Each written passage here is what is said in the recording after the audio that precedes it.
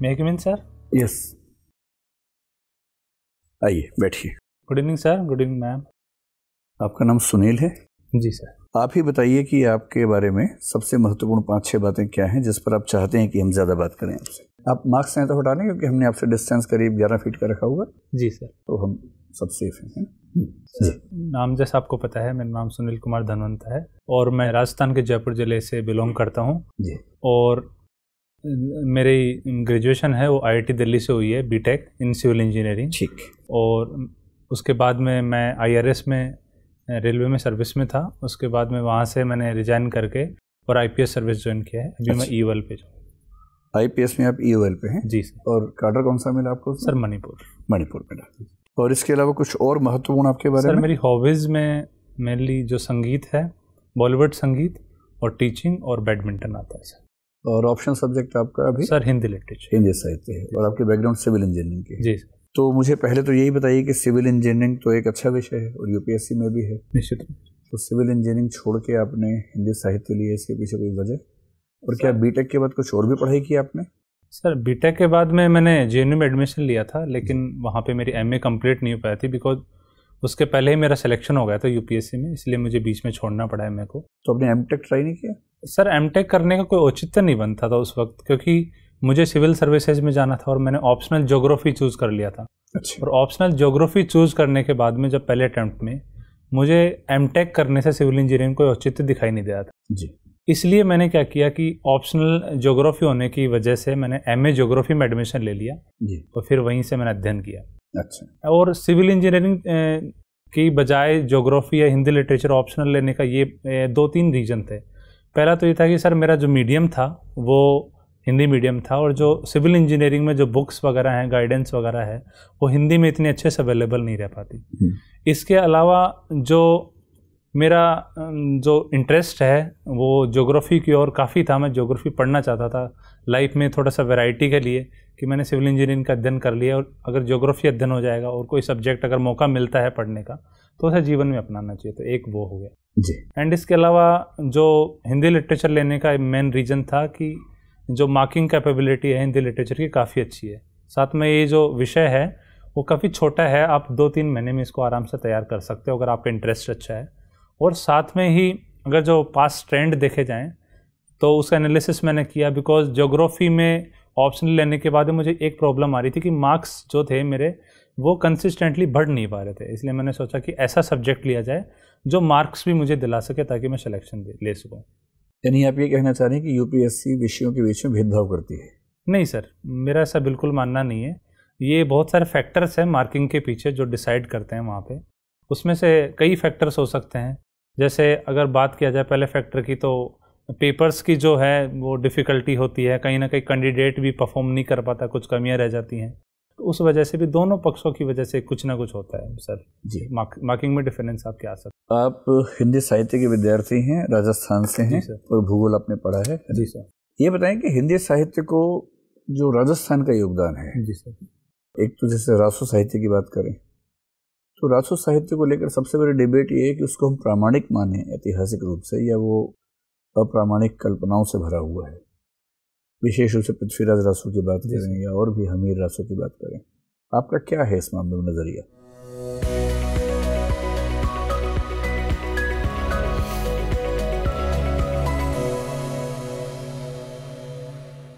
Sir एक तो है कि उस युग में वो लिखे गए थे कि नहीं, एक तो उस ग्रंथ की प्रामाणिकता है कि ग्रंथ लिखा गया था कि नहीं, एक तो उसकी प्रामाणिकता, एक उसके अंदर जो बातें लिखी गई है उसकी प्रामाणिकता का प्रश्न है। तो रासो साहित्य का तो ये बात आती कि उस वक्त रासो साहित्य लिखा तो गया था और राजाओं की प्रशंसा में वो कवि लिखा करते थे, जो लेखक थे। लेकिन जो उसके अंदर की, अगर पृथ्वीराज रासो के अंदर की बात किया जाए, उसमें जो कंटेंट है उसकी प्रामाणिकता की बात किया जाए तो कहीं ना कहीं कई जो साहित्यकार उस पर प्रश्न चिन्ह खड़ा करते हैं। तो पृथ्वीराज रासो की कुछ ऐसी घटनाएं बता सकते हैं जो इतिहास की घटनाओं से मेल नहीं खाती? जी सर, निश्चित रूप से। पहली घटना है जो एक तो गौरी की हत्या हुई थी, वो ये जो लिखा भी गया इसमें, जो किंवदंती भी है कि पृथ्वीराज चौहान ने बाण मारकर उसका वध किया था। लेकिन इतिहास में ऐसा नहीं है। इतिहास में माना गया कि जो गौरी की जो मौत है वो घखरों के युद्ध की वजह से वहाँ पे विद्रोह हो गया तो उसकी वजह से हुई थी। एक तो बात यह है। इसके अलावा तो अभी तो याद नहीं कर पा रहा हूँ सर मैं। एक दो घटनाएं, कई घटनाएं, 5-7 घटनाएं और हैं जो सर ये साबित करते कि इतिहास में कुछ और तथ्य हैं और वहाँ पे कुछ और लिखा गया है।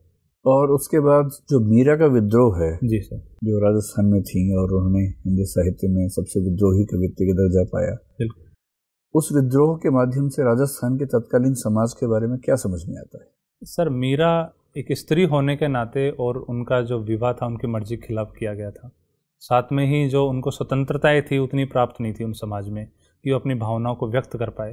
तो सबसे बड़ी बात तो इससे ये पता चलता है कि उस वक्त का जो समाज था वो घोर पितृसत्तात्मक समाज था कि जो महिलाएं हैं उनको प्रेम करने की स्वतंत्रता, अपनी भावनाओं को व्यक्त करने की स्वतंत्रता नहीं थी और उनको अपने जीवन के निर्णय जैसे विवाह किससे करना है, अपनी लाइफ में आगे इकोनॉमिक डिसीजन, सोशल डिसीजन कैसे लेना है, उनको बिल्कुल भी स्वतंत्रता प्राप्त नहीं थी।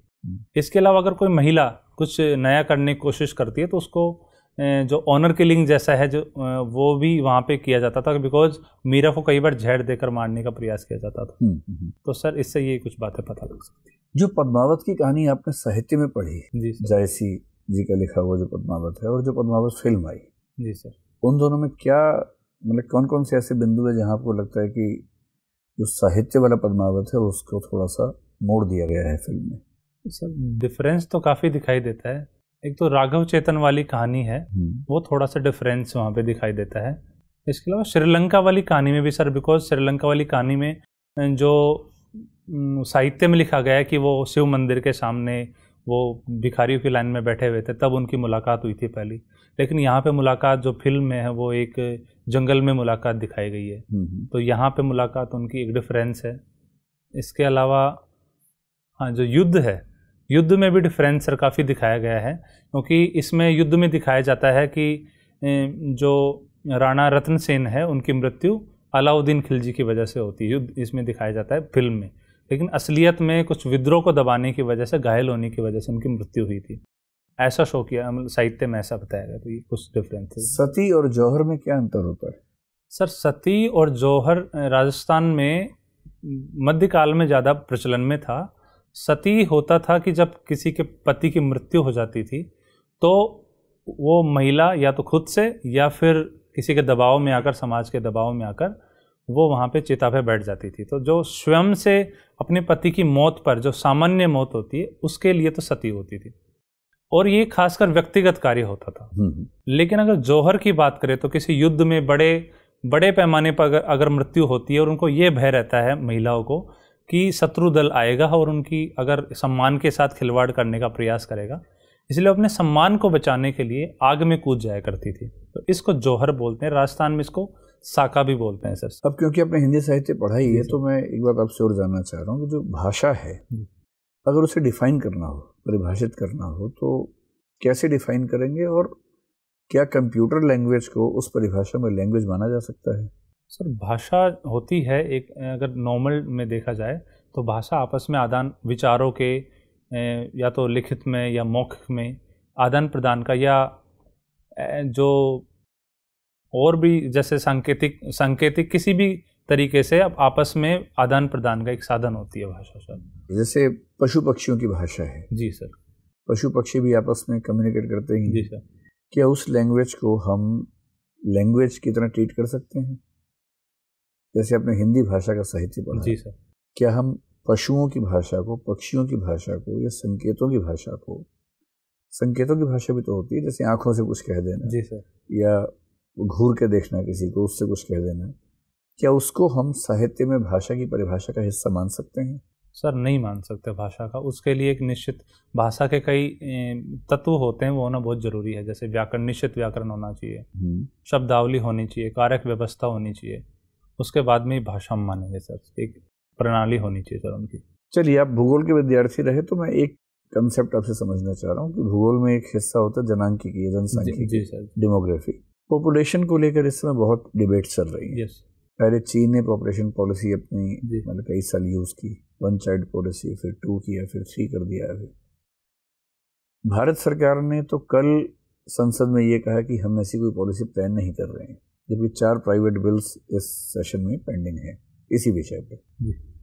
अभी आपको पता है कि उत्तर प्रदेश में ऐसी पॉलिसी लाने की बात चल रही है, असम में भी ऐसी पॉलिसी की बात चल रही है। आप मुझे किसी राजनीतिक दल के पक्ष विपक्ष में जाने की बजाय सिर्फ ये समझाएं कि भूगोल के विद्यार्थी की नज़र से क्या ऐसी पॉपुलेशन पॉलिसी को भारत में या किसी राज्य में लाने का समय आ गया है? अगर हाँ तो उसमें क्या क्या ध्यान रखना चाहिए, और अगर नहीं तो क्यों?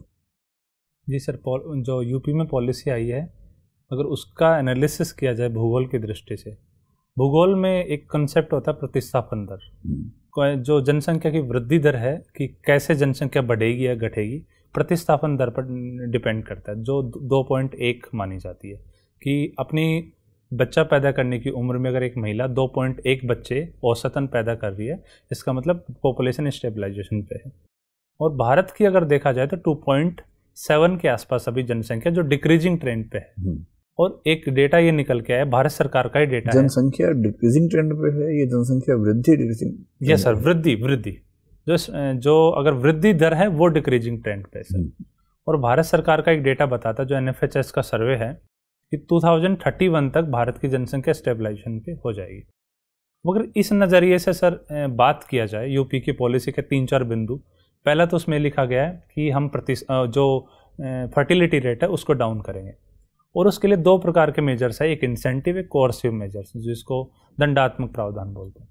तो ये है सर, अगर इस नज़रिए से बात किया जाए कि पॉपुलेशन पॉलिसी की अगर ये सही है गलत है, मेरा ये मानना है पॉपुलेशन पॉलिसी पूरी गलत नहीं है, इसका कुछ प्रावधान है, उसमें समस्या है सर।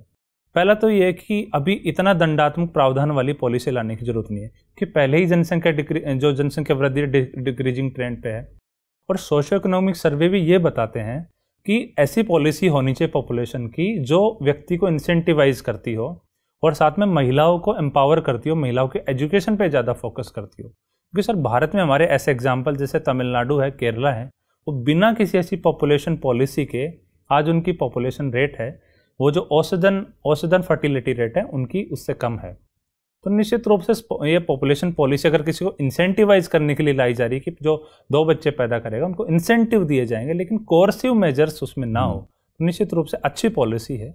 रेगुलेशन जरूरी है, लेकिन ज़्यादा कोर्सिव मेजर्स उसमें नहीं होना चाहिए सर, क्योंकि ये डेटा भी ये शो करते हैं कि चीन में भी जो ज़्यादा कोर्सिव मेजर्स अपनाएगी उसकी वजह से वहाँ पे काफ़ी नुकसान उठाया गया।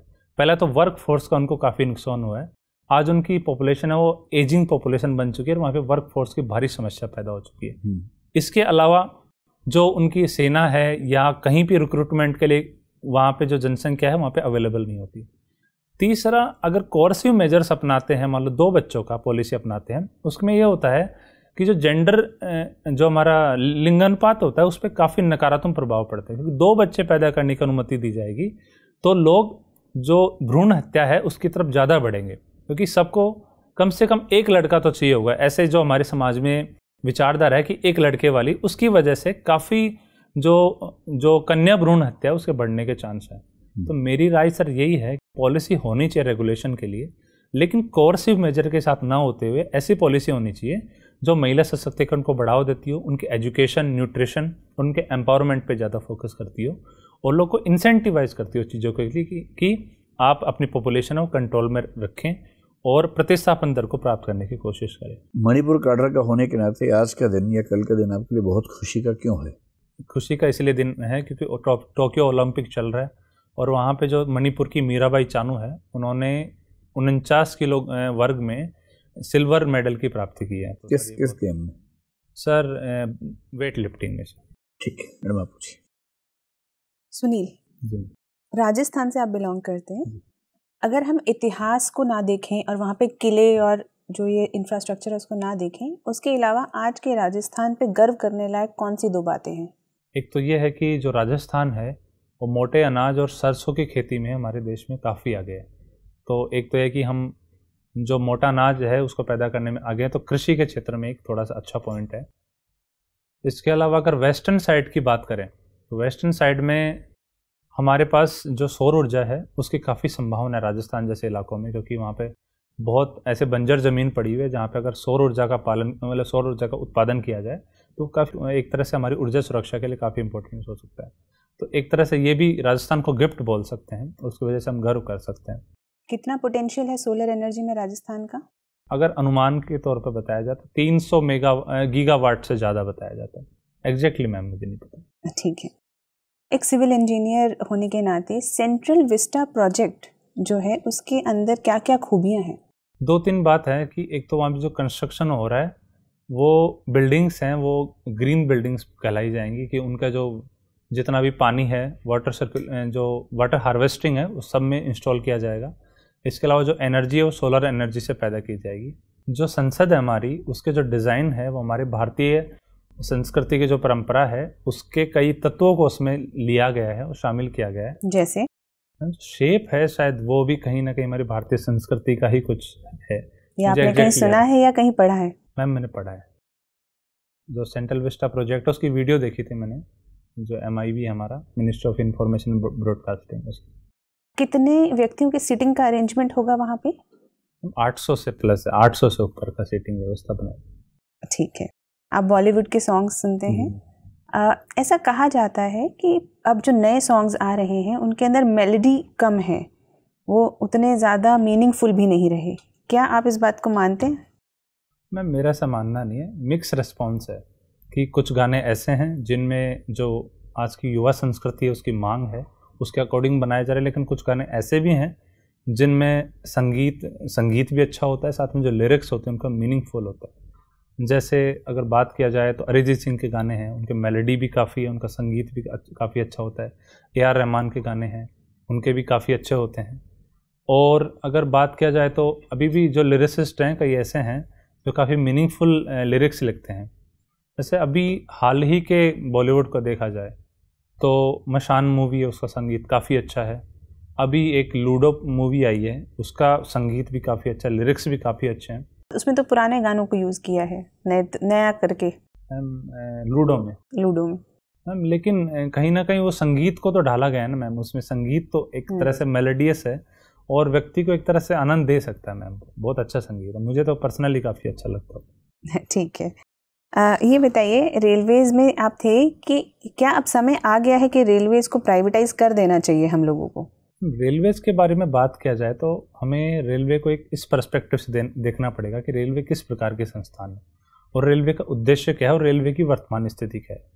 इन तीनों चीज़ों को देखकर हमें डिसाइड करना पड़ेगा। अगर हम बात करें कि रेलवे का उद्देश्य क्या है, रेलवे का प्रथम उद्देश्य यही है कि जो भारत है उसको जोड़े और साथ में जो भारत की प्रत्येक जनता है उसको अफोर्डेबल ट्रांसपोर्टेशन की सुविधा प्रदान करे।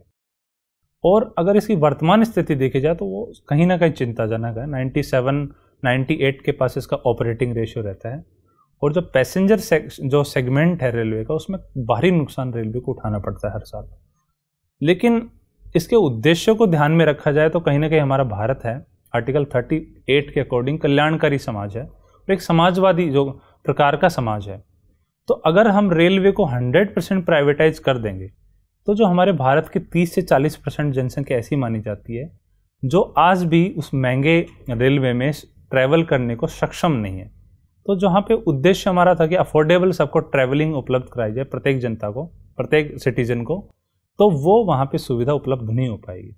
लेकिन अगर आज के दौर को माना जाए, आज के दौर को देखा जाए तो हम इतना बड़ा लॉस भी नहीं सह सकते कि जहाँ पे पैसेंजर सेगमेंट पे 100 पैसे अगर हम खर्च कर रहे हैं तो उसमें केवल 56 पैसे हमें रिकवर हो रहा है। और जो फ्रेट बिजनेस है उसकी रेट हमें हाई रखनी पड़ रही है बिकॉज कि यहाँ पे हमें लॉस हो रहा है, उसको लॉस को क्रॉस सब्सिडाइजेशन करना पड़ता है। अगर इस नज़रिए से देखें तो कुछ चीज़ों को रेलवे की प्राइवेटाइज करने की ज़रूरत है। अब हम ये डिसाइड करना पड़ेगा कि रेलवे के ऐसे कौन से सेक्शन हैं जिनको प्राइवेटाइज करना है जो अफोर्डेबिलिटी को भी नुकसान ना पहुँचाए, हर जनता है, गरीब जनता, उसको परिवहन की सुविधा भी दे पाएँ और साथ में जो प्रॉफिट है वो रेलवे को वो भी दिला पाएँ ताकि सस्टेनेबिलिटी। ये बताइए कि जैसे आपने बताया क्रॉस सब्सिडाइजेशन हमें करना पड़ता है, तो इसका प्रॉफिट के अलावा और क्या क्या नुकसान है हमें? मैम सबसे पहले तो ये कि अगर डेटा देखा जाए रेलवे का तो 1950s के आसपास रेलवे का जो हिस्सा है ट्रांसपोर्टेशन में वो 80-90% के आसपास हुआ करता था और आज वही हिस्सा 30-31% के लगभग पहुंच चुका है। तो सबसे बड़ा तो नुकसान ये हुआ कि हमारी रेट्स बढ़ी हैं, जो क्रॉस सब्सिडाइजेशन है उसकी वजह से हमारी जो रेट्स हैं रेलवे की, फ्रेट जो रेट हैं वो काफ़ी बढ़ चुकी है और जो कम्पिटिटिवनेस है रेलवे की वो घट गई है उस वजह से। तो जो हमारे जो कस्टमर्स थे वो मूव करने लगे दूसरे सेक्टर की तरफ, जैसे रोड सेक्टर है, और खासकर जो रोड सेक्टर वो ही बड़ा हिस्सा करता है, साथ में जो एयर है उसकी तरफ भी काफ़ी मूव हो चुके हैं। तो सबसे पहला तो कि जो रेलवे का बिजनेस है वो काफ़ी कम हो चुका है, और बिजनेस कम होगा तो आपके पास प्रॉफिट गेन करने का जो मीडियम है वो काफ़ी कम हो जाएगा, क्योंकि हमारा फ्रेट जो हमारा फ्रेट सेगमेंट है रेलवे को काफ़ी अफोर्डेबल भी है और साथ में प्रॉफिट भी देता है रेलवे। अभी जैसे आपने बताया पुलिस में है जी, तो आपके अंडर एक फीमेल कांस्टेबल है जो कि अभी अभी मैटरनिटी से वापस आई हैं, और क्योंकि उनके पास एक छोटा बच्चा है तो वो आपसे रिक्वेस्ट करते हैं कि उन्हें फील्ड पोस्टिंग पे ना भेजा जाए, लेकिन आपके पास स्टाफ की भारी कमी है और आप उनको डेस्क पे बैठा के नहीं रख सकते। ऐसी स्थिति में आप क्या करेंगे? मैम, जो मैटरनिटी लीव है वो इस प्रकार से डिज़ाइन की जाती है कि इस वक्त के बाद में जो माता की ज़रूरत है बच्चे को वो कंसिडरेबली कम हो जाएगी, इतनी ज़रूरत नहीं होगी जो शुरुआती के दिनों में होती है। तो ये फैक्ट तो देखा जा सकता है कि उस वक्त के बाद में वो पोस्टिंग पे तो सक्षम है, क्योंकि मैटरनिटी लीव के बाद में वो सक्षम हो जाती है। दूसरी बात है कि स्टाफ की कमी है, तो हमें ये असेस करना पड़ेगा सबसे पहले कि अगर ऐसा संभव है कि उसको डेस्क पे बैठाया जा सकता तो ऑब्वियसली करेंगे, लेकिन इन द केस अगर आप जैसे मेंशन कर रहे हो कि स्टाफ की भारी कमी है, आपके पास कोई स्टाफ नहीं है, तो हमें एक ऑब्जेक्टिवली डिसीजन लेते हुए उनको फील्ड पोस्टिंग भी भेजनी पड़ेगी। मैम ठीक है, अभी आपकी बात मैं सुन रही थी इससे पहले सर से, वहाँ पे आपने बताया कि एक लड़का तो ज़रूरी मानते हैं भारतीय परिवारों में, तो क्या कारण है इसके पीछे? इसके पीछे कहीं ना कहीं हमारी जो सामाजिक संस्कृति के जो कहीं ना कहीं जो मान्यताएं हैं, रूढ़िवादी मान्यताएं वो हैं। इससे पहला तो ये होता है, भारतीय संस्कृति में ये माना जाता है कि अगर पुत्र ना हो और पुत्र अगर मुखाग्नि ना दे लास्ट में तो मोक्ष की प्राप्ति नहीं होती। भारतीय समाज में मोक्ष को जीवन का लक्ष्य माना जाता है। तो एक तो कहीं ना कहीं ये जुड़ा होता है, और दूसरा कहीं ना कहीं जो दहेज प्रथा है इसने भी कहीं ना कहीं जो हमारे समाज में पुत्र की इच्छा को बढ़ावा दिया, क्योंकि माता पिता का ये मानना है कि हम जब लड़की बड़ी होगी तो उसको पैसा देना पड़ेगा, बहुत सारा खर्चा करना पड़ेगा। ये है तो गरीब समाज में जो गरीब लोग होते हैं वो ये सोचते हैं कि अगर लड़की ना होगी तो हमें खर्चा कम करना पड़ेगा। इसके अलावा जो भारतीय समाज में अपराधों की दर है, और महिला के खिलाफ कोई अपराध होता है तो उसको इज्जत के साथ जोड़ के देखा जाता है।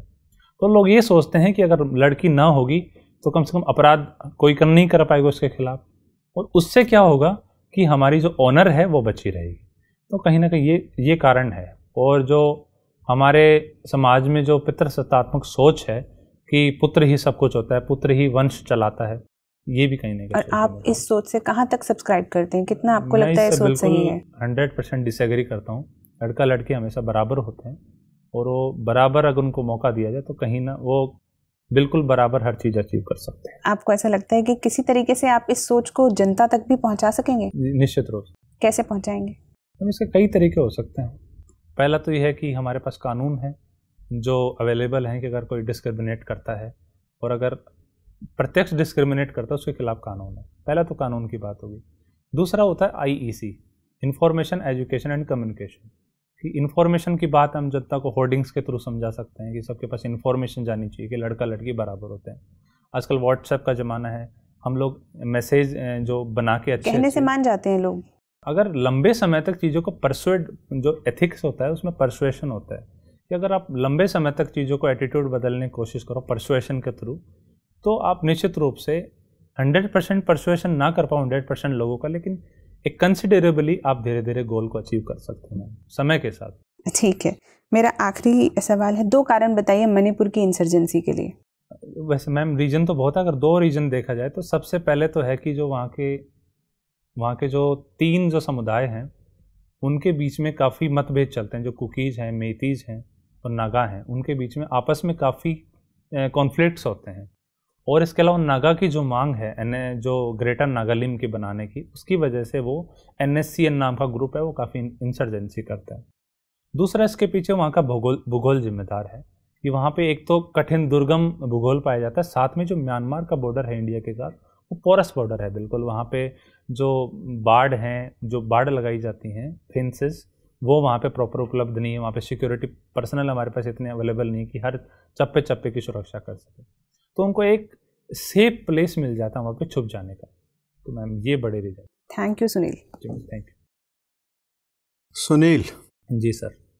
उदारीकरण के 30 वर्ष हो गए हैं और लुक ईस्ट पॉलिसी के भी 30 वर्ष हो गए हैं। तो ये बताएं कि उत्तर पूर्वी प्रांतों पर उदारीकरण और विशेष तौर पर लुक ईस्ट पॉलिसी का क्या असर पड़ा है? सर, उदारीकरण की वजह से तो जो इन्वेस्टमेंट्स हैं भारत के, जो FDI हैं, उसकी मात्रा में वृद्धि हुई है। जैसे अगर जापान के देखा जाए तो जापान नॉर्थ ईस्ट में काफ़ी मात्रा में इन्वेस्ट कर रहा है। तो अगर इन्वेस्टमेंट बढ़ा है तो वहाँ पे जो इंफ्रास्ट्रक्चर है, रेल कनेक्टिविटी है, रोड कनेक्टिविटी, हम देख रहे हैं कि नए नए रोज़ाना ब्रिजेज आ रहे हैं, रेलवे लाइन बिछाई जा रही हैं, जो नॉर्थ ईस्ट के सारे जो राजधानी है उनको रेल के थ्रू कनेक्ट किया जा रहा है। और इसके अलावा वहाँ पे एम्प्लॉयमेंट भी जनरेशन हुआ है। पहली बात तो सर उदारीकरण का फ़र्क तो ये है कि वहाँ पे चीज़ें एक तरह से इकोनॉमिक एक्टिविटीज़ में काफ़ी वृद्धि हुई। तो सर अगर लुक ईस्ट पॉलिसी है, उसका उद्देश्य यही था कि जो हमारा नॉर्थ ईस्ट सेक्टर है उसको एक फोकस में लेकर आना है हमें लुक ईस्ट पॉलिसी के थ्रू। क्योंकि जो नॉर्थ ईस्ट सेक्टर, जो हमारा जो क्षेत्र है, वो साउथ ईस्ट एशिया को इंडिया से कनेक्ट करता है। तो सबसे पहले तो लुक ईस्ट की वजह से वहाँ पे जो हाईवेज़ हैं, जो ट्राइलेटरल हाईवे जिसको बोलते हैं, इसके अलावा भी बाकी सड़क, कालादान मल्टी मॉडल प्रोजेक्ट है, उसकी वजह से इंफ्रास्ट्रक्चर में काफ़ी वृद्धि हुई है। और लुक ईस्ट की वजह से सर दूसरा अगर रीजन देखा जाए तो जो पीपल टू पीपल कनेक्टिविटी है, जो नॉर्थ ईस्ट के कनेक्टिविटी है और बाकी देशों की कनेक्टिविटी है, उसमें काफ़ी फ़र्क पड़ा है। तो एक तरह से जो पहले अनदेखा क्षेत्र था, वहाँ पे जो एक तरह से उन पे इग्नोरेंस इतना होता था हमारा, कहीं ना कहीं फोकस में आया है। और लुक ईस्ट के बाद में जो एक्ट ईस्ट पॉलिसी है, वो उसी का परिणाम है कि हम और भी एक्टिवली वहाँ पे फोकस कर पा रहे हैं।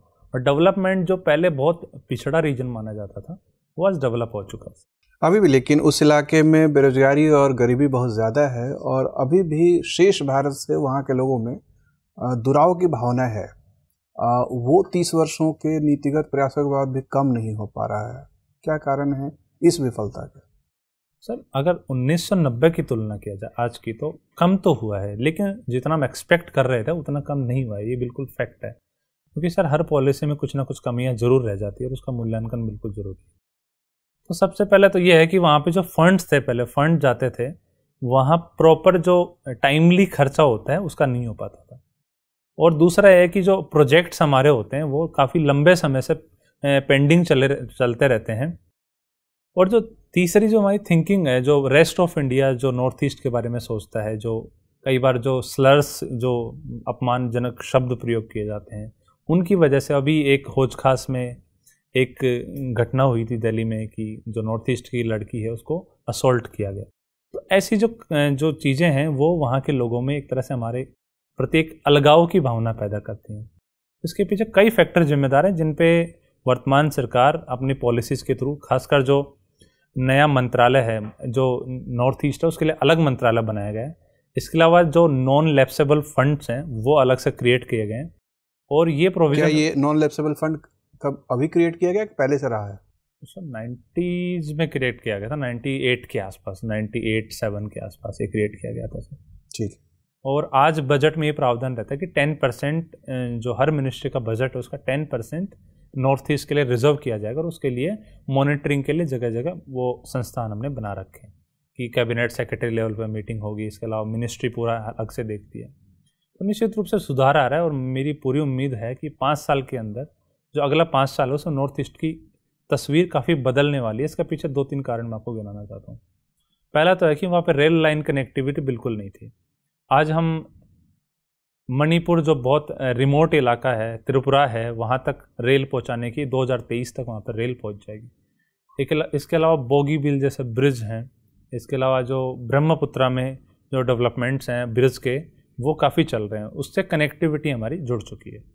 इसके अलावा जो सड़क प्रोजेक्ट्स हैं और जो वाटरवेज के प्रोजेक्ट हैं, हम वहाँ पे बिल्कुल लेके आ रहे हैं। और साथ में जो बांग्लादेश से कनेक्टिविटी की बात करें कि बांग्लादेश के होकर थ्रू कनेक्टिविटी की बात हो, कनेक्टिविटी काफ़ी लंबे समय से बढ़ रही है। इसके अलावा स्पोर्ट्स की बात करूँ सर मैं, तो स्पोर्ट्स में हमने अभी वहाँ पे मणिपुर में ही एक स्पोर्ट्स यूनिवर्सिटी का उद्घाटन हमने किया है। स्पोर्ट्स यूनिवर्सिटी खोली जाएगी वहाँ पे और उसमें वहाँ पे ट्रेनिंग सब लोग को दी जाएगी। क्योंकि जो नॉर्थ ईस्ट है उसको स्पोर्ट्स का एक तरह से खजाना माना जाता है कि यहाँ से काफ़ी टैलेंटेड लोग निकल कर आते हैं। तो स्पोर्ट्स के क्षेत्र में जैसा हम देख पा रहे हैं कि ओलंपिक्स में भी काफ़ी जो संख्या में नॉर्थ ईस्ट के काफ़ी लोग वहाँ पे गए हैं। तो एक इस सेक्टर में। तीसरा है कि जो नॉर्थ ईस्ट के जो मेन प्रोडक्ट्स हैं या वहाँ के जो हैंडलूम प्रोडक्ट्स हैं या कोई फल है, सब्जी, उसको जीआई टैग के थ्रू हम प्रिजर्व करके उसका कॉमर्स बढ़ाने की कोशिश कर रहे हैं। और जो एफडीआई के थ्रू, जैसे मैंने पहले जिक्र किया, एफडीआई के थ्रू भी हम जो हमारे इन्वेस्टमेंट है उसको वहाँ पर लाने की कोशिश कर रहे हैं। फोकस दक्षिण पूर्व एशियाई देशों के साथ हमारा व्यापार पिछले 30 वर्षों से काफ़ी बढ़ा है, लेकिन फिर पिछले 3-4 सालों में ये घट रहा है या इसमें जड़ता आ गई। इस व्यापार में जड़ता आने के पीछे क्या कारण है? सर इसके पीछे एक दो रीज़न ये है कि एक तो जो हमारा जो जिसको बोलते हैं RCEP, उस पर समझौता, उस पर बातचीत चल रही थी जो बंद हो चुकी है। एक तो उसकी वजह से, और एक चाइना फैक्टर इसमें काफ़ी बड़ा है कि जो चाइना के जो प्रोडक्ट्स थे वो वहाँ पे कम्पिटिटिवनेस उनकी ज़्यादा होती है क्योंकि वो कम प्राइस में बेचते हैं। एक तो चाइना फैक्टर वहाँ पे बहुत ज़्यादा है, और दूसरा फैक्टर्स है कि हमारे जो उत्पादन है, मेक इन इंडिया हम जो बोल रहे थे, वो उतना सक्सेसफुल नहीं हो पाया। क्यों नहीं सफल हुआ मेक इन इंडिया? सर इसके पीछे कई रीज़न है। अगर मेक इन इंडिया बोला जाए तो सबसे पहले तो कैपिटल का प्रॉब्लम है इंडिया के पास, कि इंडिया के पास सफिशिएंट कैपिटल अभी अवेलेबल नहीं है। और दूसरा ये बोला जाता है कि इंडिया में अभी जो लेबर रिफॉर्म्स हैं वो नहीं हो पाए। और तीसरा है जो हमारे पास टेक्नोलॉजी है मशीनों को, जो कि एक होता है कि स्केल ऑफ प्रोडक्शन है, कि बड़े स्केल पर प्रोडक्शन करने की हमारे पास अभी क्षमता नहीं है। एक उद्यमिता का अभाव मुख्य समस्या है। भारत में नए उद्यमी पर्याप्त संख्या में उभर नहीं रहे हैं। अब पारसी समुदाय की आबादी लगातार घट रही है, जबकि एक बड़ा उद्यमी समाज है। क्या हमें पारसियों को लक्ष्य करके उद्यमिता विकास का कुछ विशेष कार्यक्रम बनाना चाहिए ताकि उनकी आबादी भी बढ़े और देश में उद्यमिता और उद्योग भी बढ़े? सर पारसियों के विकास के लिए, उनकी जनसंख्या के लिए तो जियो पारसी अभियान अभी चल रहा है। ये जो जियो पारसी स्कीम है, उसके थ्रू, कार्यक्रम के थ्रू पारसियों की जनसंख्या है उनको विवाह के लिए प्रोत्साहन करना, उनके बच्चों के लिए प्रोत्साहन, कि बच्चे पैदा करने उनको प्रोत्साहन दिया जा रहा है। सर अगर एंटरप्रेन्योरशिप की बात करें तो भारत में अभी जो स्टार्टअप इंडिया है, इसके थ्रू एंटरप्रेन्योरशिप विकसित करने की कोशिश की जा रही है। लेकिन अगर पारसीज के थ्रू किया जाए तो मेरा ये मानना होगा कि जैसे जो पारसीज में बड़े बड़े जो उद्योगपति हैं वो अपने स्तर पर भी, जैसे टाटा वाले हैं, वो अपने स्तर पर जो कॉर्पोरेट सोशल रिस्पॉन्सिबिलिटी, उसके थ्रू काफ़ी कार्यक्रम आयोजित करते हैं। इसके अलावा भी जो और भी पारसी जो एंटरप्रेन्योर्स हैं वो वर्कशॉप्स के थ्रू या गवर्नमेंट के साथ कोलैबोरेशन करके और भारत में एक जागरूकता अभियान फैला सकते हैं। और इसके अलावा भारत सरकार भी कोशिश कर रही है। और अगर देखा जाए तो सर अभी 2-3 साल का डेटा ये बताता है कि वर्ल्ड लेवल पे अगर पेटेंट्स की संख्या देखी जाए और रिसर्च की लेवल देखा जाए तो भी इंडिया में धीरे धीरे बढ़ रहा है। लेकिन सर वो अपेक्षित स्तर पर अभी भी नहीं है और उसके लिए प्रयास किया जाना चाहिए। अच्छा, अभी IMF का मुख्य अर्थशास्त्री कौन है? IMF का, सॉरी सर मुझे नाम याद नहीं। सॉवरेन क्रेडिट रेटिंग और पूरी इकोनॉमी की क्रेडिट रेटिंग क्या होती है और उन दोनों में फ़र्क क्या है? सर सॉवरेन क्रेडिट रेटिंग है वो तो गवर्नमेंट की क्रेडिबिलिटी पे डिपेंड करता है कि वो गवर्नमेंट को लक्षित करके बनाई जाती है। ठीक है, कि अगर गवर्नमेंट कितना सक्षम है, कि गवर्नमेंट कितनी स्टेबल है, गवर्नमेंट कितना पेमेंट कर सकती है, लोन का पेमेंट, जो हमारी फिस्कल पॉलिसी है उससे रिलेटेड ज़्यादा होती है। लेकिन जो पूरी ओवरऑल इकोनॉमी की जो रेटिंग होती है वो पूरी इकोनॉमी की हेल्थ पे डिपेंड करती है कि यहाँ पे ग्रोथ रेट कितनी है, यहाँ पे ईज ऑफ डूइंग बिजनेस कैसा है, इसके आधार पर सर। कई अंतर्राष्ट्रीय संस्थाओं ने इंडियन इकोनॉमी क्रेडिट रेटिंग को निगेटिव कहा है। जी सर। फिच और एक और दूसरी संस्था ने, जबकि मूडी ने उसको BB कहा है। यस। जो कि बहुत अच्छा ग्रेड नहीं है। पूरी अर्थव्यवस्था की साख और भारत सरकार की साख, दोनों की साख हाल के वर्षों में क्यों गिर गई है? सर इसके पीछे तो कोविड के पहले देखा जाए तो कुछ इकोनॉमी की हमारी स्ट्रक्चरल प्रॉब्लम थी, उसकी वजह से ग्रोथ पे नेगेटिव इफेक्ट पड़ रहा था। लेकिन उसके बाद में स्ट्रक्चरल प्रॉब्लम के साथ साथ कोविड के आने के बाद में भी हमारी जो इकोनॉमिक एक्टिविटीज़ हैं वो काफ़ी कम हुई है। तो दोनों का प्रभाव है, इस वजह से सर हमारी जो ग्रोथ रेट है साथ में रेटिंग्स हैं वो कम आ रही है। ठीक है सर। सुनील जी, आप IPS प्रोबेशनर हैं अभी। जी सर। मुझे बताइए कि हमेशा हम लोगों ने जब भी कोई मूवी देखी जिसमें पुलिस और क्रिमिनल के बीच में कोई भी एक एपिसोड दिखाया जाता है, उसमें हमेशा बताया जाता है कि कानून के हाथ बड़े लंबे होते हैं। आप मुझे बता सकते हैं जो इकोनॉमिक ऑफेंडर्स हैं जो भारत से विदेश चले जा रहे हैं, ये कानून के लंबे हाथ उनको क्यों नहीं पकड़ पा रहे हैं? सर हमारे पास इसके 2 रीज़न है। एक तो जो अगर बाहर कोई देश चला जाता है उसके लिए जो प्रत्यर्पण की संधि का मजबूत होना जरूरी है। पहले तो पहले ऐसे देश में वो नहीं जाना चाहिए जहाँ पे हमारे प्रत्यर्पण की संधि ना हो, तो हमारे लिए मुश्किल हो जाएगा। दूसरा ये है कि सर जैसे अभी कुछ केसेस में देखा गया है कि जो प्रत्यर्पण का प्रोसेस है वहाँ के कोर्ट के थ्रू गुजरता है, कि कोर्ट में आपको वहाँ का अनुमति लेना पड़ता है कि इसको प्रत्यर्पित किया जा सकता है। इसके बाद में भी सर वहाँ पे अपील करने के बाद में कानून में सर प्रावधान है कि कानून में ये बोला जाता है कि व्यक्ति को अपनी बात रखने का, अपने आप को निर्दोष साबित करने का पूरा अधिकार होना चाहिए। तो कहीं ना कहीं इन्हीं प्रावधानों का यूज करके जो क्रिमिनल्स हैं वो अपील करके अपनी टाइमलाइन को बढ़ा देते हैं। लेकिन सर मेरा ये विश्वास है कि अगर हम थोड़ा वेट करेंगे लंबे समय तक, बिकॉज ये जो प्रोसेस है वो टाइमली बिल्कुल प्रोसेस है, तो सर निश्चित रूप से अंत में सजा बिल्कुल होगी। हमारे लॉ की लिमिटेशंस नहीं है, हमारे एक्स्ट्राडिशन ट्रीटीज वगैरह साइन नहीं है, इसके कारण से ये चीज़ें हो रही हैं। निश्चित।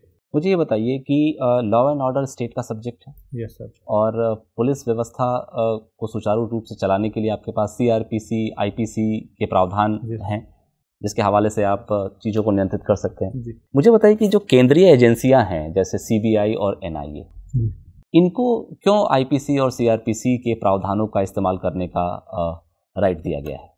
सर सबसे पहले तो बात है कि अगर कोई ऐसा क्राइम होता है जिसमें ये संभावना होती है कि भाई जो स्टेट जो पुलिस है, वो स्टेट मशीनरी है, वो निष्पक्ष होकर काम करने की संभावना नहीं देती है, तो CBI को सौंपा जाता है केस।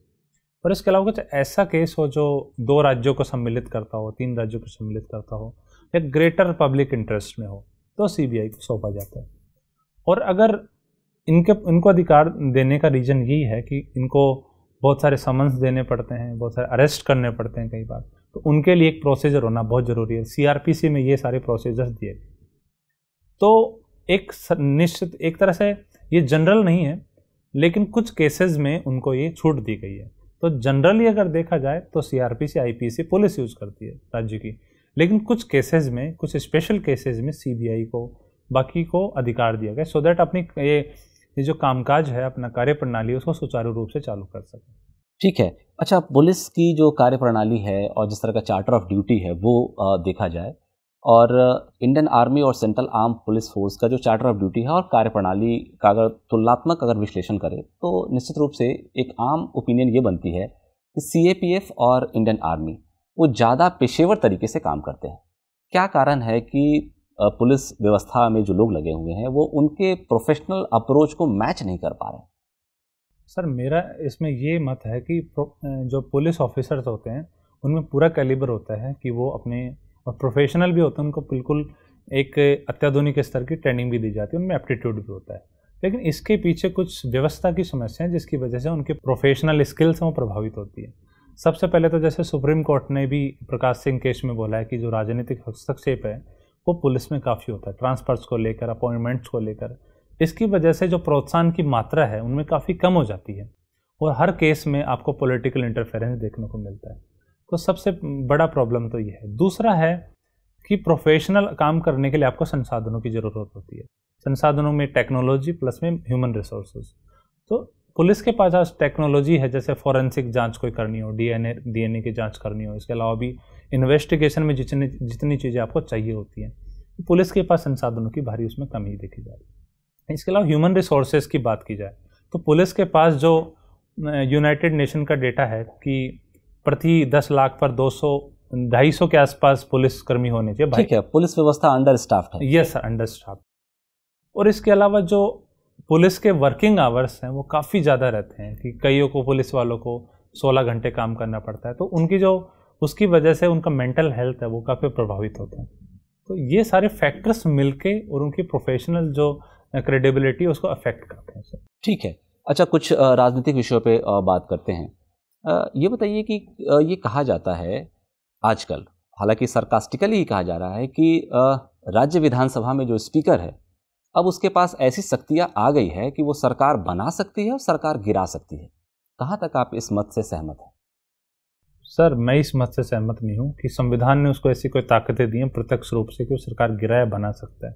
संविधान ने बहुत संयम रूप से चीज़ें लिखी हैं कि स्पीकर के पास क्या क्या पावर्स होते हैं, कि लेकिन सर कई बार उसको यूज़ करने मैं स्पेसिफिकली जानना चाहता हूँ जो एंटी डिफेक्शन से संबंधित जो प्रावधान है और जो सख्तियाँ स्पीकर के ऑफिस में निहित है, क्या हाल फिलहाल में उसका बहुत ज़्यादा दुरुपयोग आया है कि इस तरह की बातें निकल के आ रही हैं कि स्पीकर सरकार बना भी सकते हैं और गिरा भी सकते हैं?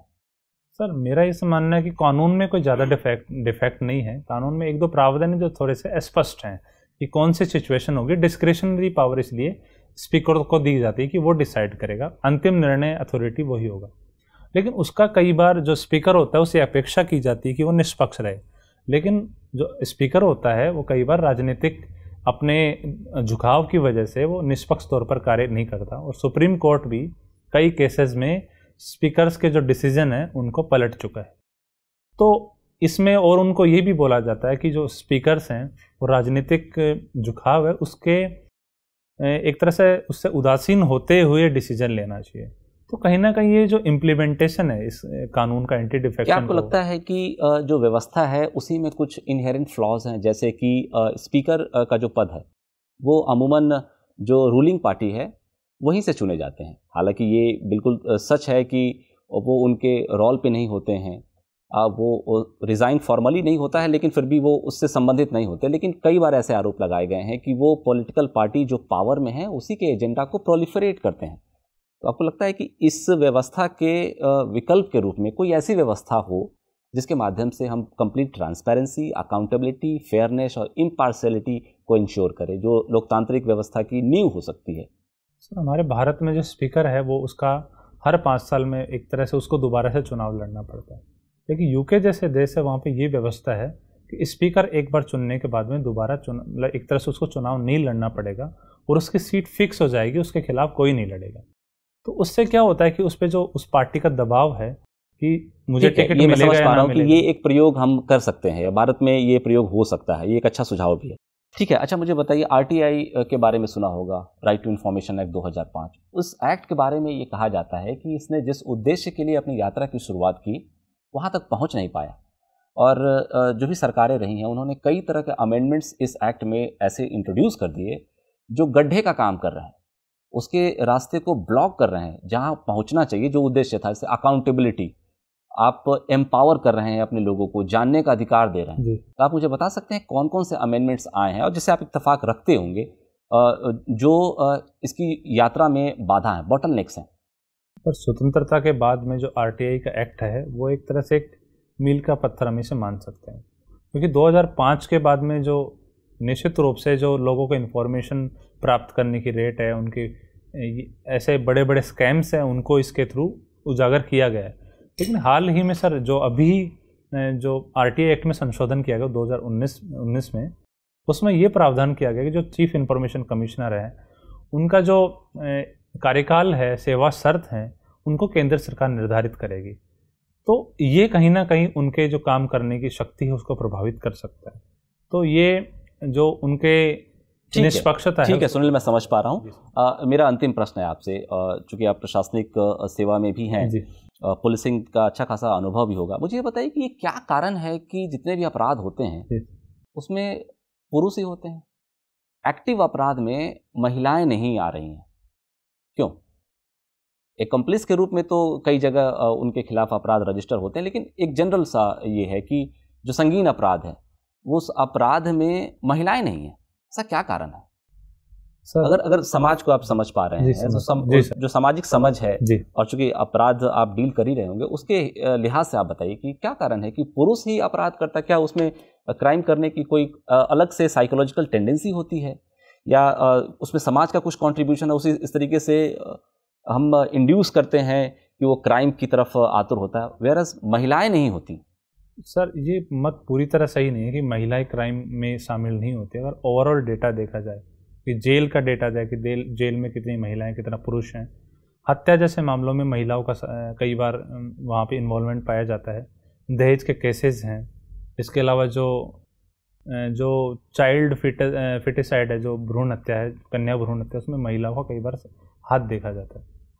और इसके अलावा जो हीनस क्राइम्स हैं, जो जैसे रेप जैसे क्राइम है, उसके पीछे तो होने का रीज़न ये है कि पुरुष इसलिए उसमें शामिल होते हैं, कहीं ना कहीं उनकी पितृसत्तात्मक सोच उसके पीछे जिम्मेदार होती है। और जो मस्कुलिनिटी वाला उनके अंदर सोच होता है कि हम क्राइम करेंगे और उसके बाद में जो महिलाओं पर उनका अधिकार जमाने का जो होता है। इसके अलावा जो क्षेत्र में, जो हर क्षेत्र में देखा जाए तो पुरुषों की उपस्थिति ज़्यादा है और महिलाओं की उपस्थिति काफ़ी कम है। अगर एक प्राइवेट सेक्टर में देखा जाए, गवर्नमेंट सेक्टर में देखा जाए, तो अगर जिस क्षेत्र में पुरुष ज़्यादा होंगे तो निश्चित रूप से उसी अनुपात में अपराध होने की संभावना भी रहती है। तो क्या मैं आपके इस स्टेटमेंट से कंक्लूड करूं कि अगर महिलाओं की संख्या बढ़ेगी तो अपराध का जो ग्राफ है वो अकॉर्डिंगली बढ़ेगा? नो सर, ऐसा कंक्लूड किया जा सकता है? सही, ऐसा नहीं कहा जा सकता कि महिलाओं को, अगर ये ऐसा मानना होगा कि महिलाएं अपराधी होती हैं। हाँ। और हम ये प्रिजम्पशन नहीं ले सकते कि महिलाएं अपराधी होती हैं। इसके बारे में तो सर अनुमान लगाना कठिन होगा कि अगर महिलाएं ज़्यादा होती है तो अपराध ज़्यादा होगा। लेकिन यह है कि अगर अनुपात वो बदलता है महिला पुरुष का, तो अपराध का अनुपात जरूर परिवर्तन होगा। तो उसी मात्रा परिवर्तन हो, इसके बारे में कहा नहीं। ठीक है, अच्छा लगा आपसे बात करके सर। जी सुनील जी सर, आपकी राय में, आपके अनुभव में आपको लगता है कि मीडिया हमारे देश में अपना काम ठीक से कर रही है? सर मेरी पर्सनल राय है तो ये मिला जुला रिस्पॉन्स है। कुछ मीडिया हाउसेज हैं वो बहुत अच्छा काम कर रहे हैं, इन्वेस्टिगेशन जर्नलिज्म भी हो रहा है इंडिया में। लेकिन सर जो मेन स्ट्रीम मीडिया है, जो हम टीवी मीडिया बोलते हैं, उनमें अधिकांश मात्रा में ऐसे जर्नलिस्ट हैं जो अभी कई बार उन पे आरोप लगाया जाता है, पब्लिक के थ्रू ही आरोप लगाया जाता है कि वो अपनी काम इतना निष्पक्षता से अभी नहीं कर पा रहे हैं। लेकिन मैं जितना देख पाता हूँ कि ऑनलाइन आजकल ज़माना है, यूट्यूब का ज़माना है और इंटरनेट का ज़माना है, तो उस पर कई ऐसे वेबसाइट्स हैं, कई यूट्यूब चैनल है, वो बहुत अच्छा मीडिया के थ्रू अपना काम कर रहे हैं। अखबारों में भी बहुत सारे अखबार हैं, कुछ अच्छा काम नहीं कर पा रहे, कुछ अच्छा काम कर रहे, तो मिक्स रिस्पॉन्स है सर। लेकिन उसमें भी हाल फिलहाल में कुछ मीडिया हाउसेज पर छापा पड़ा है, आपने पढ़ा होगा, सुना होगा। एक तरफ हम प्रेस फ्रीडम की बात करते हैं, एक तरफ इस तरह के छापे जी। तो इस जो विवादास्पद एक स्थिति पैदा होती है, विरोधाभासी स्थिति पैदा होती है, तो इसमें आपको क्या लगता है क्या करना चाहिए? किसकी चूक है ये? मीडिया की चूक है, गवर्नमेंट की चूक है या समाज की चूक है? सर मेरा ऐसा मानना है कि जो अगर कोई विभाग अपनी स्थापित प्रोसीजर के तहत कोई काम करता है, कोई आईटी डिपार्टमेंट है, सीबीआई है या कोई और डिपार्टमेंट, अगर वहाँ पर रेड करता है कि सबूतों के आधार पर रेड कर रहा है, और अभी कल ही मैंने स्टेटमेंट देखा आईटी डिपार्टमेंट का कि वहाँ पे 700 करोड़ के आसपास कुछ इरेगुलरिटी देखी गई है। अगर उस प्रेस पे, या सर कानून के ऊपर कोई नहीं है इंडिया में, सबसे बड़ा कानून है, कानून के ऊपर चाहे फिर वो प्रेस हो चाहे फिर वो कोई भी हो, कानून के ऊपर कोई नहीं हो सकता। अगर हमारे पास एविडेंसेज हैं किसी के खिलाफ कि कोई इरेगुलरिटी कर रहा है, तो निश्चित रूप से सभी एजेंसियों का अधिकार है कि वो अपना जो मैंडेट है उसका यूज़ करके वो उस कानून का पालन करवाए। और अगर हम उस एजेंसी के ऊपर केवल अपने पर्सनल चीज़ों की वजह से या पॉलिटिकल रुझान की वजह से अगर उन पर रेड कर रहे हैं, तो निश्चित रूप से ये प्रेस फ्रीडम के लिए अच्छा नहीं है। चलिए, आप पुलिस सर्विस में है ना? जी।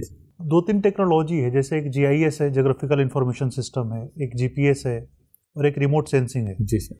पहले तो ये बताइए कि इन तीनों में से पुलिस के लिए ज़्यादा उपयोगी कौन सी टेक्नोलॉजी है? सर पुलिस के लिए सबसे अगर इम्पोर्टेंट चीज़ देखी जाए तो रिमोट सेंसिंग तो इतना इम्पोर्टेंट नहीं हो सकता, बिकॉज वो रिसोर्सेज के लिए या उनके लिए ज़्यादा इम्पोर्टेंट होता है। लेकिन जो GIS है वो पुलिस के लिए काफ़ी इम्पोर्टेंट हो सकता है, बिकॉज GIS एक पूरे एरिया का स्कैन कर सकता है, कोऑर्डिनेट्स होता है, बड़े एरिया को कवर कर सकता है। ठीक है। और GPS भी सर काफ़ी इम्पोर्टेंट है। GPS क्या होता है और किस तरह से ये काम करता है?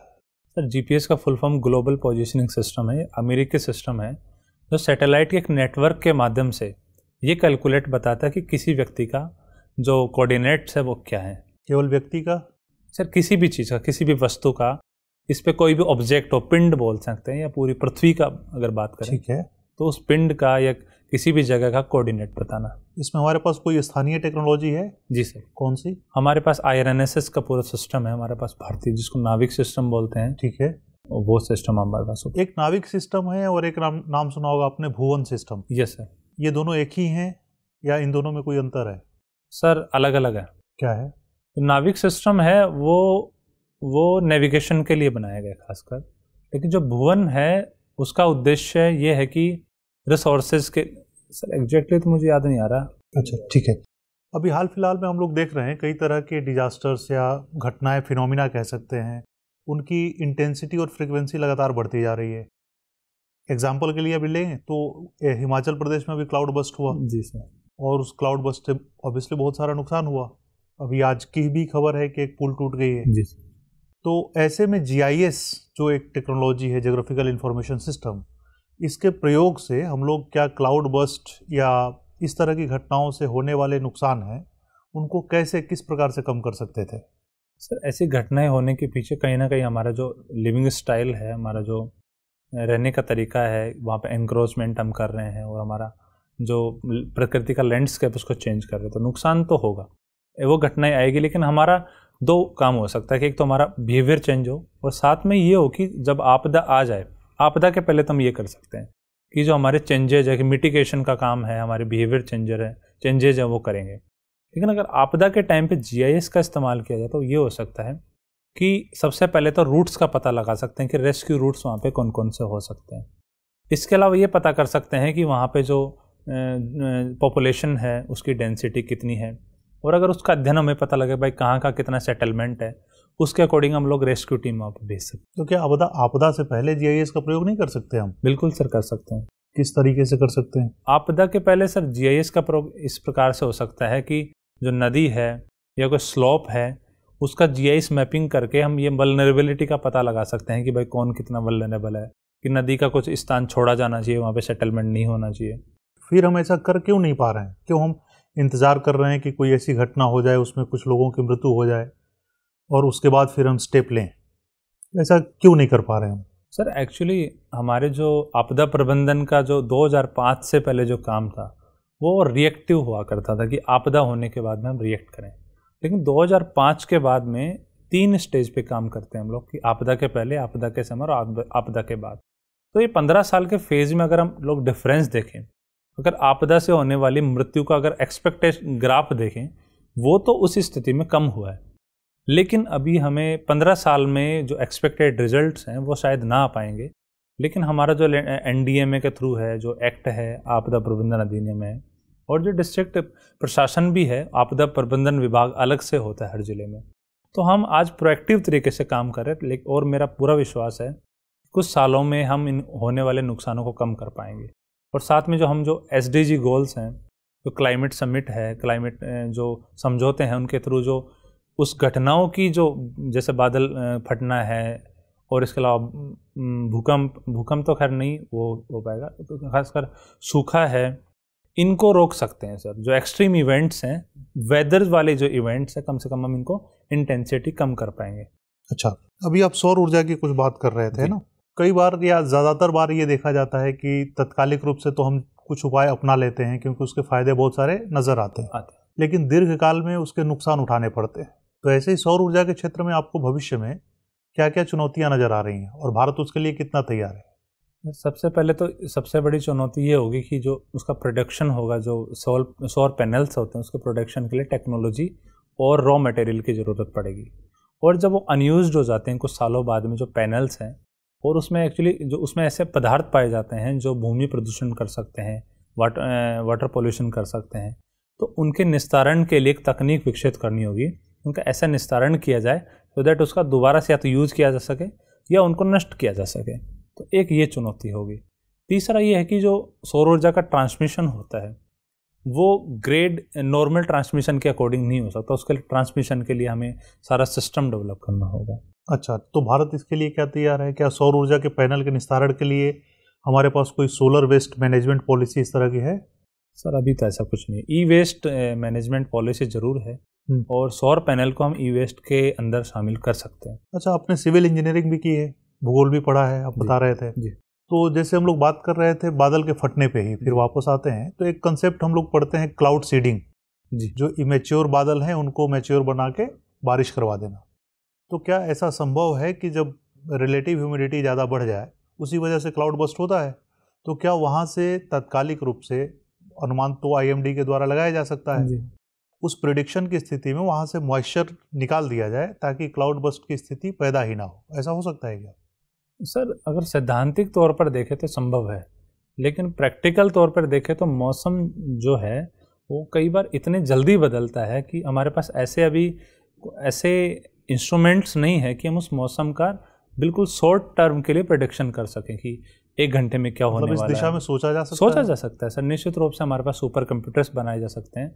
अभी हमारे जैसे महीना का जो फोरकास्ट होता है, सप्ताह पे फोरकास्ट होता है, उसको हम अगर उस समय टाइम लिमिट को अगर कम कर सके कि 15 मिनट में बाद में कहाँ क्या चीज़ें होने वाली है, 1 घंटे में कहाँ क्या चीज़ें होने वाली है, तो निश्चित रूप से फ्यूचर में सर इसके संभावना। चलिए आखिरी प्रश्न बताइए, आपको गाने सुनने पसंद है ना? जी। और पुलिस सर्विस में आप हैं जी।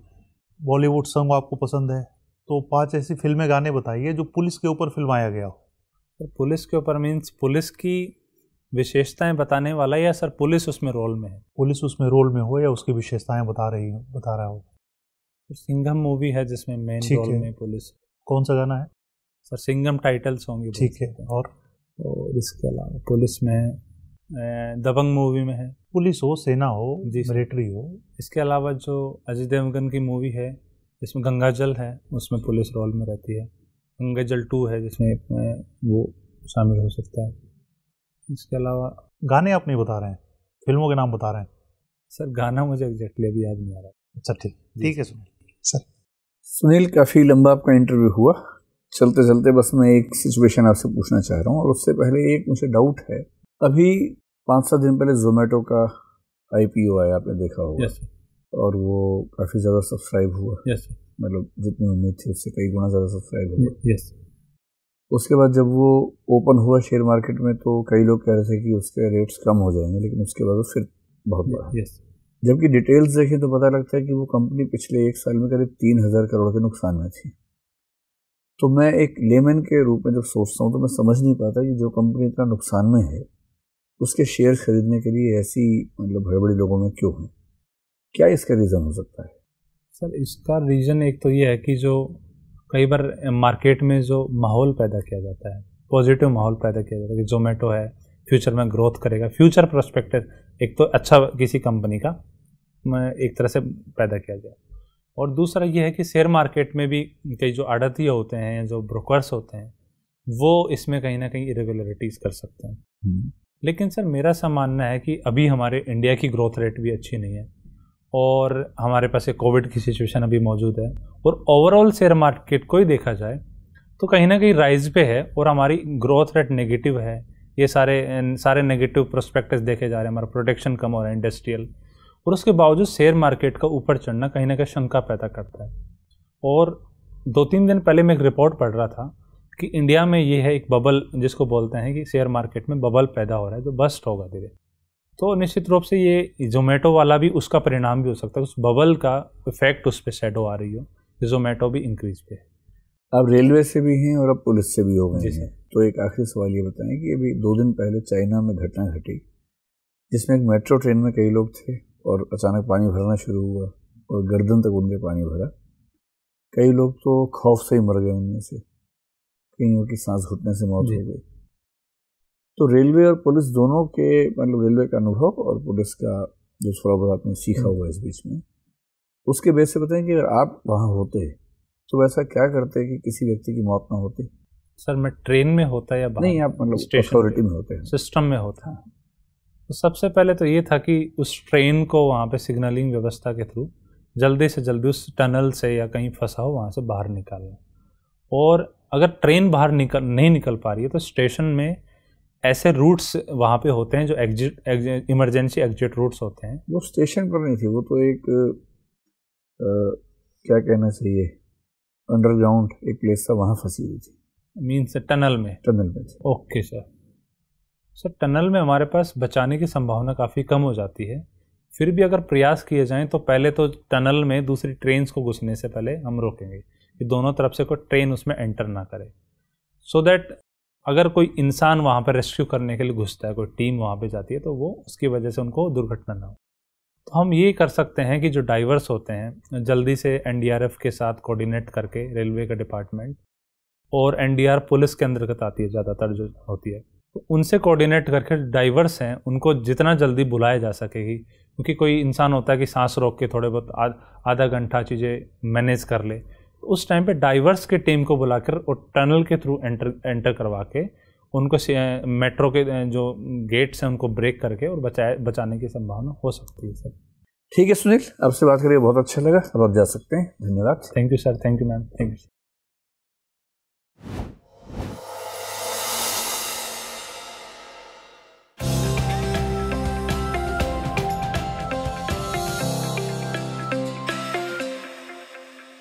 आइए सुनील, आइए बैठिए।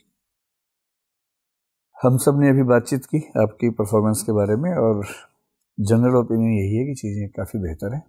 कोई चिंता वाली बात तो ऐसा सच नहीं लगी हमें। नॉलेज आपकी अच्छी है, डाइवर्स है, और मुझे जो पर्सनली अच्छा लगा कि आपका एनालिसिस बड़ा अच्छा है। जी थैंक यू सर। हमने कई मतलब इतनी वैरायटी वाला इंटरव्यू शायद ही कोई होता होगा जो मैंने आज सुना। अच्छी बात है कि हर मुद्दे पर आपने केवल फैक्ट्स ही नहीं बताया बल्कि एनालिसिस भी बड़ा अच्छा किया, और 3-3, 4-4 रीजंस देते हुए जब बात की ना तो उसका बड़ा ऑथेंटिक आपके आंसर्स हैं।